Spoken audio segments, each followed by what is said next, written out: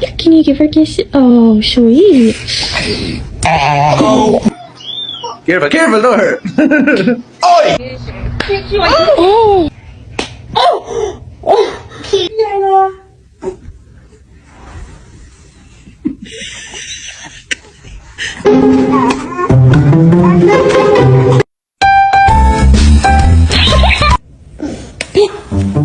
Shunday hodisa ro'y berganida albatta ota-onalar juda ham xafa bo'lishadi. Katta bolani urishadi, jazolashadi. Ammo siz bir narsani tushunishingiz kerak.